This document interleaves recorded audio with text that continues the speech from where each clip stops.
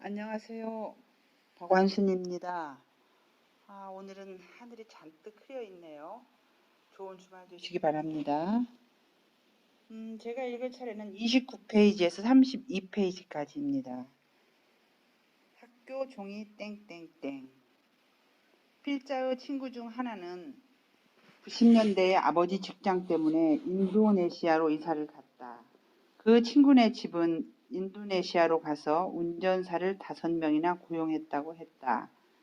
차가 5대나 되냐고 물어보니 차는 2대뿐이라고 했다. 그런데 왜 운전사가 5명인가 물어보니 이유인즉 5명 정도 고용을 해야 2명 정도가 출근한다는 것이다. 그때까지만 해도 인도네시아 사람들이 농경사회의 생활 태도를 가지고 있어서 시간에 맞춰 출근하는 문화가 자리잡지 못했던 것이다. 수렵 채집이나 농경사회에서는 바이오리듬에 맞춰 생활했다.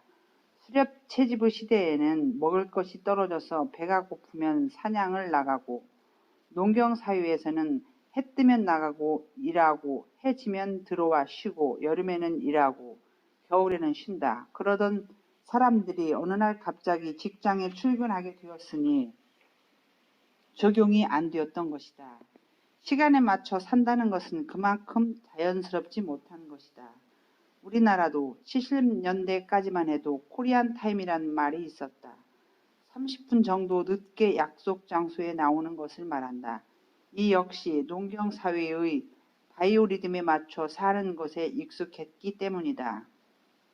알다시피 우리는 과거에 자시, 축시, 묘시, 식으로 2시간 단위로 나누어진 시간표에 맞춰 살았다. 해시계도 구경하기 힘들던 시대에 30분 정도는 오차 한 개에 들어가는 것이었다. 그러니 오랫동안 30분 지각은 아무렇지도 않게 생각했다. 서구의 산업혁명 시기에도 마찬가지 문제가 있었다. 산업혁명 이전에 바이오리듬에 맞춰 살던 사람들이 갑자기 9시까지 출근해야 했다. 당연히 어려웠고 적응이 쉽지 않았다. 결석과 조퇴가 허다했다. 그래서 9시까지 공장에 출근하는 사람을 길러내기 위해 어려서부터 교육을 할 필요가 생겼다. 이렇게 만들어진 것이 초등학교다. 초등학교에서 많은 것을 배우지만 사실 가장 중요한 가르침은 9시까지 등교하는 것이다. 학생들은 12년 동안 9시 등교를 훈련받고 받아들이게 되고 졸업 후에는 자연스럽게 9시까지 출근하는 사람이 된다. 어렸을 적에 학교에 가서 처음으로 배운 노래는 학교 종이다. 학교 종이 땡땡땡 어서 모이자. 선생님이 우리를 기다리신다. 학생들은 이 노래를 부르면서 학교 종이 치기 전에 등교해야 한다고 훈련받는다. 국어 교과서에서 제일 먼저 배우는 글도 철수야 영희야 학교 가자였다.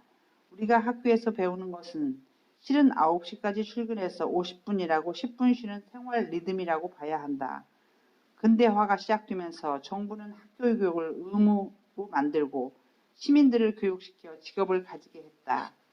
동시에 낮 시간에 학생들을 학교에서 지내게 함으로써 부모들이 일할 수 있게 했다. 이처럼 학교는 사회 유지를 위한 장치다.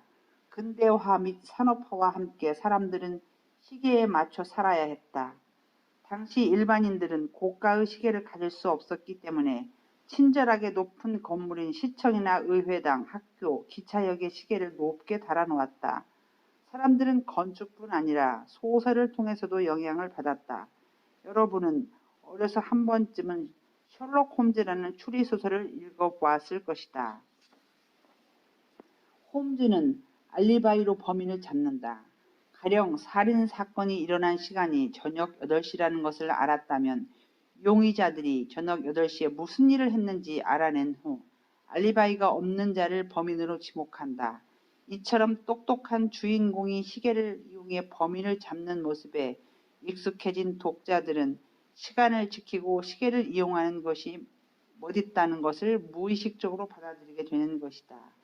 근대 시기 건축가는 시계탑을 단 건물을 짓고 작가는 소설을 써서 사회 시스템의 유지에 영향을 미쳤다. 그렇게 해서 성공한 나라가 영국과 프랑스다. 학교 외에 산업화 시대에 만들어진 또 다른 시스템으로 전화기, 자동차, 비행기가 있다. 이 네 가지 발명이 새로운 근대 사회를 만들었다. 100년의 시간이 흘렀다.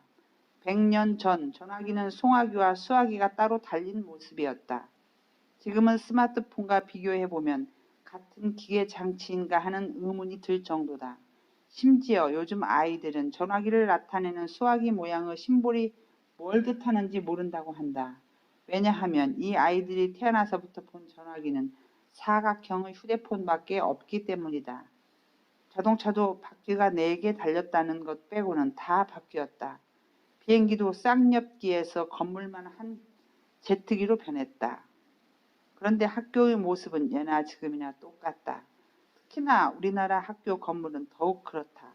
아버지가 다닌 학교와 내가 다닌 학교와 자녀가 다닌 학교가 똑같다. 여기까지입니다. 학교 건물이 시대에 따라서 변하지 않고 늘 똑같기 때문에 어떤 획일화된 것 또는 그 시대의 변화에 맞추지 못해서 다소 좀 불편한 점이 있는 것도 사실이지만 뭐 그것이 주는 또 우리 그 옛 추억의 의미도 담겨 있을 것 같기도 하고요.